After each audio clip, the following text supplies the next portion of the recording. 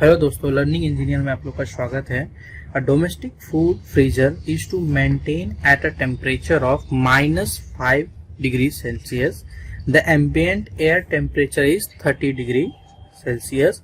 If the heat leak into the freezer at the continuous rate of 1.5 kilojoule per second, find the power required to pump this heat out continuously. So basically मेरा एक refrigerator है, एक मेरा food refrigerator है जिसमें मुझे -15 degree Celsius का temperature maintain करना है। जब भी मैं -15 डिग्री सेल्सियस का टेम्परेचर मेंटेन करता हूँ तो जो मेरा एम्बिएंट टेम्परेचर है, जो मेरा आउटसाइड, जो मेरा सराउंडिंग टेम्परेचर है, वो मेरा 30 डिग्री सेंटीग्रेड का है। एट दैट टाइम जो हीट लीकेज है into the freezer is 1.75 kilo joule per second है। ये सेंटेंस को थोड़ा ध्यान से रीड कीजिए। ये सेंटेंस में लिखा हुआ है, if the heat leaks into the freezer at continuous rate of 1.75 kilojoule per second. तो बेसिकली क्या, मेरा एक रेफ्रिजरेटर है,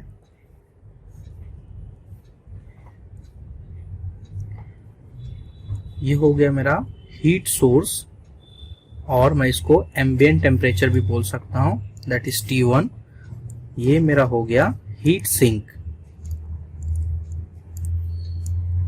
T2, जो मेरा फ्रीजर है, इसको मैं फूड फ्रीजर भी बोल सकता हूं, domestic food freezer.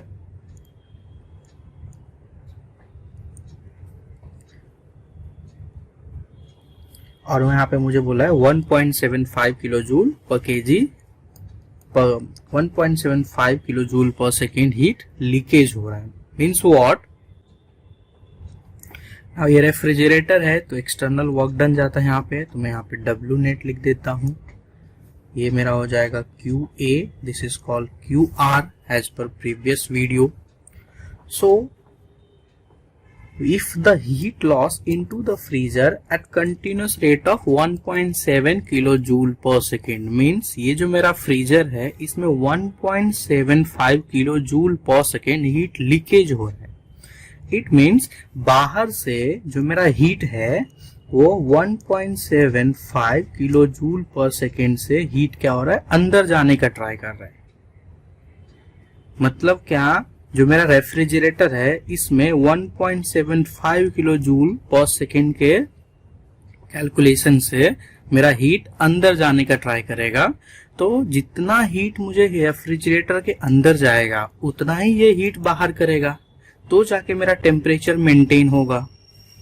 Means what, कि मेरा 1.75 किलो जो हीट मेरा लीकेज हो रहा है, that is leakage in the sense वो मेरा हीट क्या हो रहा है, फ्रीजर में जाने का ट्राई कर रहा है, उतना ही अमाउंट ऑफ हीट मेरा रेफ्रिजरेटर क्या कर रहा है, बाहर रिजेक्ट कर रहा है। बिकॉज इससे कम करेगा तो यहाँ पे टेम्परेचर चेंज हो जाएगा, या फिर इससे ज्यादा करेगा तो भी इसका टेम्परेचर चेंज होगा। बट मेरा टेम्परेचर मेंटेन है -15 degree centigrade. Therefore, we can say that कि जितना हीट ये इधर लीकेज होके अंदर जा रहा है उतना ही अमाउंट ऑफ हीट क्या करेगा, ये रिजेक्ट करेगा। मीन्स व्हाट, ये मेरा क्या दे दिया है, रेफ्रिजरेटिंग इफेक्ट दे दिया है। तो मैं गिवन डेटा लिख लेता हूं। फर्स्ट ऑफ ऑल,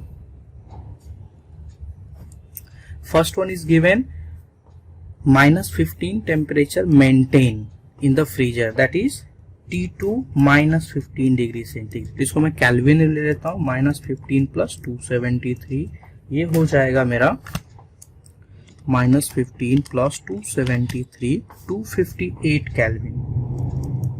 कभी भी आप जो भी टेम्परेचर दिया है in thermodynamics, in thermal engineering, always उसको केल्विन में लिखने का ट्राई करो, अदरवाइज कैलकुलेशन मिस्टेक हो जाएगा। सेकेंड, मुझे एम्बिएंट टेम्परेचर दे दिया है, that is heat source temperature T1 30 degree centigrade. इसको भी मैं केल्विन में कन्वर्ट कर लेता हूँ, 30 + 273, दैट इज 303 केल्विन। सेकेंड मुझे दे दिया है रेफ्रिजरेटिंग इफेक्ट, जितना हीट रिजेक्ट कर रहा है, that is 1.75 kilo joule per second. Find the power required to drive the pump और अ कंप्रेसर। दिस हीट और कंटिन्यूसली, मतलब ये जो मेरा हीट है वो कंटिन्यूस क्या हो रहा है, रिजेक्ट हो रहा है, ये कंटिन्यूस लीक हो रहा है, therefore we have to calculate power, find power. इसको मैं वर्क डन भी बोल सकता हूँ। सॉल्व करते हैं इसको ना। मेरे पास सबसे फर्स्ट टेम्परेचर दे दिया है तो मैं COP फाइंड कर लेता हूँ। COP ऑफ रेफ्रिजरेटर, यहाँ पे डोमेस्टिक फ्रीजर लिखा है तो भी मैं इसको R लिख सकता हूँ यहाँ पे इजिली, बिकॉज दोनों सेम ही है। That is T2 upon T1 minus T2। T2 मेरे पास है 258 अपॉन T1 है 303 minus T2 258 divide by 303 minus 258। COP of the system मुझे मिल गया 5.73।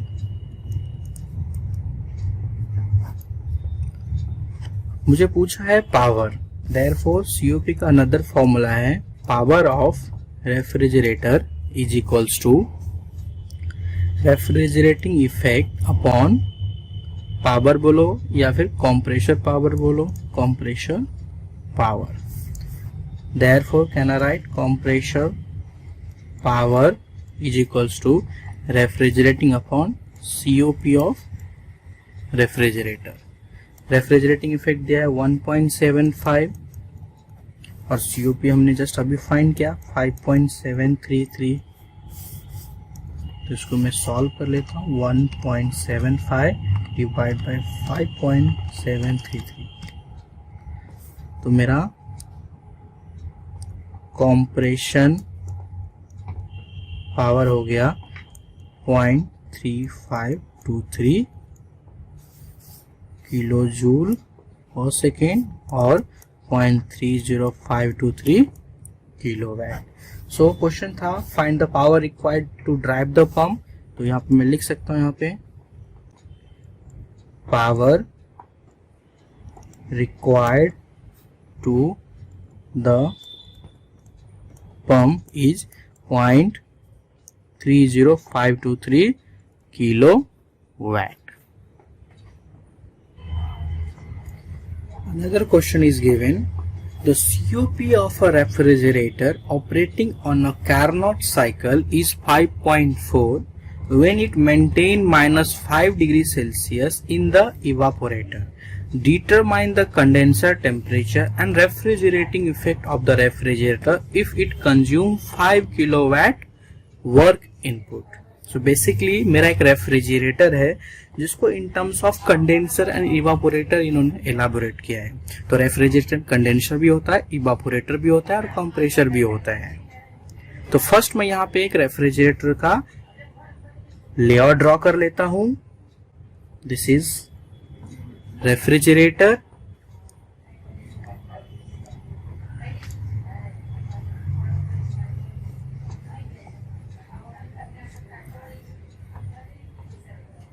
ये मेरा हो जाएगा इवापोरेटर, इसको मैं डिनोट करता हूं T2 से, और ये मेरा हो जाएगा कंडेंसर। ठीक है, हमेशा इन अ थर्मल सिस्टम जिस स्पेस को मुझे कूल करना है उसको हम इवापोरेटर बोलते हैं, और जहां पे हम हीट रिजेक्ट करते हैं उसको हम कंडेंसर बोलते हैं। मैंने टेम्परेचर का नोटेशन में कोई चेंजेस नहीं किया है। यहाँ पे मैं हीट सिंक लिखता था जिसको T2 लिखा हूं मैं, यहाँ पे हीट सोर्स लिखता था जिसको मैं T1 लिखा हूं। यहाँ पे मेरा हो जाएगा वर्क इनपुट या फिर पावर, जो भी आप बोलो वो मैं सप्लाई करूंगा, तो सो दैट ये मेरा रन होके ये जो मेरा इवापोरेटर है इसको मेंटेन करेगा। क्वेश्चन में अगेन रीड करता हूं। The COP of a refrigerator operating on a Carnot cycle is 5.4 when it maintain -5 degree Celsius in the evaporator. Determine the condenser temperature and refrigerating effect of the refrigerator if it consume 5 kilowatt of work input. तो मुझे तीन चीज दिया है। The first मैं given data लिख लेता हूं। COP of a refrigerator is given, that is COP of RE is given 5.4। It maintain -5 degree Celsius in the evaporator, means T2 मुझे दे दिया है -5 डिग्री सेल्सियस। अगेन मैं इसको केल्विन में कन्वर्ट कर लेता हूं। Therefore -5 plus 273, that is 268 Kelvin. And the last में दिया है if it consume 5 kilowatt of work input, means work मुझे दे दिया है 5 किलोवाट और पूछा है the first one condenser temperature, that is T1, and second refrigerating effect, that is RE. So first मैं temperature find करूंगा, then refrigerating effect find करूंगा. Therefore solution, we know COP of refrigerator is equals to T2 upon T1 minus T2. COP मुझे दिया हुआ है 5.4, T2 भी मुझे दिया है 268 अपॉन T1 मुझे कैलकुलेट करना है यह 268. इसको मैं सॉल्व कर लेता हूं. That is T1 minus 268 is equals to 268 upon 5.4. तो ये मेरा हो जाएगा T1 minus 268 is equals to 268 divide by 5.4, 49.629. Therefore T1 is equals to, ये मेरा इस साइड चले जाएगा तो मेरा ऐड हो जाएगा 49.629 plus 268. Therefore T1 is equals to 317.62 kelvin temperature. ये मुझे मिल गया कंडेंसर टेम्परेचर. सेकेंड मुझे पूछा है refrigerating effect. COP, we know COP of refrigerator is equals to refrigerating effect upon work done or work input या फिर power required to drive the compressor. Therefore refrigerating effect we can say that work input into COP of refrigerator. Work input मुझे दे दिया है 5 kilowatt and COP भी मुझे दे दिया है 5.4. दोनों को मल्टीप्लाई कर दूंगा मैं 5 into 5.4, that is 27 kilowatt. Because work मुझे किलोवाट में दिया है तो रेफ्रिजरेटिंग इफेक्ट भी मुझे किलोवाट में मिलेगा.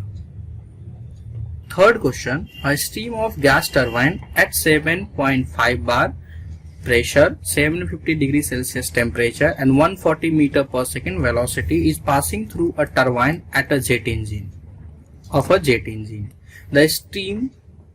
The stream comes out of the turbine at 20 bar of pressure, 550 degree centigrade temperature and 280 meter per second velocity. The process is assumed to be adiabatic. The enthalpy of a gas at the entry and exit of the turbine are 950 kilojoule per kg and 650 kilojoule per kg of the gas respectively. Find the capacity of a turbine. Means what? एक turbine दिया है जिसका inlet and outlet पे जो भी pressure, temperature, velocity and enthalpy है वो मुझे दे दिया है. प्रोसेस जो बोला है वो कौन सा है? आइडियाबेटिक है. आइडियाबेटिक का फिक्स है, there is a no loss and gain of heat between the system and surrounding as per the first law of thermodynamics. आपने ये पढ़ा होगा, application of first law of thermodynamics, उसमें टरबाइन आता है. तो बेसिकली मैंने एक टरबाइन ड्रॉ किया है, उसका मैंने इनलेट एंड आउटलेट दिखाने का ट्राई किया. ये मेरा इनलेट सेक्शन है और ये मेरा आउटलेट सेक्शन है. इसमें मुझे इनलेट में प्रेशर दे दिया है, टेम्परेचर दे दिया है, वेलोसिटी ऑफ स्टीम दे दिया है और इंथैल्पी दे दिया है. सिमिलरली आउटलेट पे भी मुझे pressure, temperature, velocity and enthalpy दे दिया है और मुझे बोला है कि कैपेसिटी ऑफ टरबाइन फाइंड करो. ये टरबाइन का कितना कैपेसिटी है, इसका कितना पावर है वो फाइंड करो. तो सबसे फर्स्ट मैं गिवन डेटा लिख लेता हूं.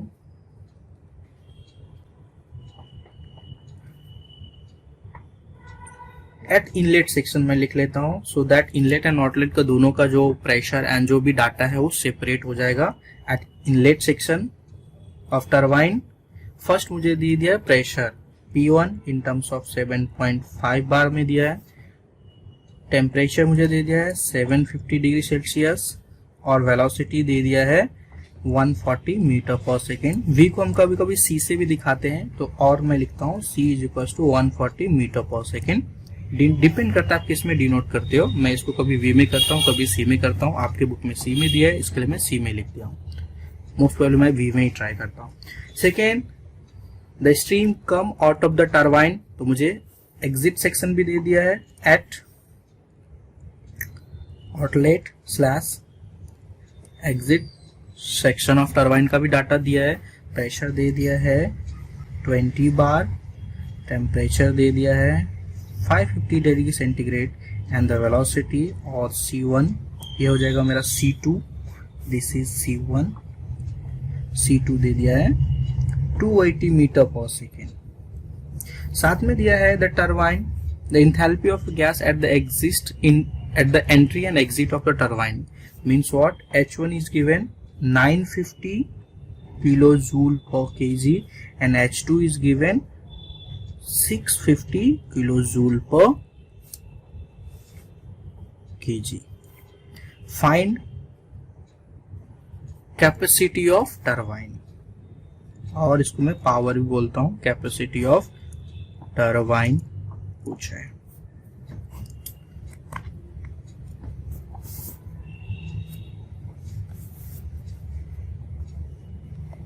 सो मुझे जो भी डाटा दिया है at the inlet and exit में वो मैंने गिवन डाटा लिख लिया। अभी मैं फाइंड करूंगा therefore solution. As per steady flow energy equation of turbine is equals to H1 plus C1 का square upon 2 plus GZ1 plus DQ is equals to H2 plus C2 square upon 2 plus GZ2 plus DW। ये steady flow energy equation है जो कि ये सबके लिए applicable है। तो मैंने स्टेडी फ्लो एनर्जी इक्वेशन जो है वो मैंने टरबाइन के लिए अप्लाई कर दिया है। तो इसके लिए मैंने यहाँ पे लिखा है steady flow energy equation for turbine, ये जनरल इक्वेशन है। अभी मैं इसमें जो भी वैल्यू है मैं पुट कर देता हूं। First H1 is given 950, C1 is given 140, तो C1 का स्क्वायर है, C1 का square divide by 2। Now Z1 since because इसमें Z नहीं दिया है तो we can assume Z1 is equal to Z2 and यहाँ पे लिखा है the process is adiabatic means DQ is equal to 0 because adiabatic का मतलब होता है there is a no loss और gain of heat between the system and surrounding. यहाँ से कोई भी हीट बाहर पास नहीं होगा और ना ही यहाँ कोई अंदर हीट आएगा, एक्सटर्नल कोई भी हीट नहीं आ सकता। तो DQ इज इक्वल टू 0। तो इसके लिए मैंने डेटम दिया नहीं है तो मैंने एज्यूम किया Z1 is equals to Z2 and DQ is equals to 0. Therefore, we can say this will become 0 plus DQ 0. Since because ये मेरा 950 किलो जूल पर kg है तो इसको मैं मल्टीप्लाई बाय 1000 कर देता हूँ सो दैट ये जूल पर kg में आ जाएगा। इज इक्वल्स टू अभी H2 मेरे पास है 650, इसको अगेन मल्टीप्लाई बाय 1000 कर देता हूँ। C2 इज गिवन 280 का स्क्वायर डिवाइड बाय 2, Z2 भी 0 एंड वर्क डन मुझे फाइंड करना है, कैपेसिटी फाइंड करना है। मैं इसको सॉल्व कर देता हूँ। सबसे फर्स्ट मैं इसको थोड़ा सिंप्लीफाई कर देता हूँ। प्लस 140 का square upon 2 is equals to 650 into 1000 plus 280 का square divide by 2 plus DW। इसको मैं सॉल्व कर लेता हूँ। दैट इज 140 का square divide by 2 plus 950 10 to power 3 that is equals to 959.8 10 to power 3 is equals to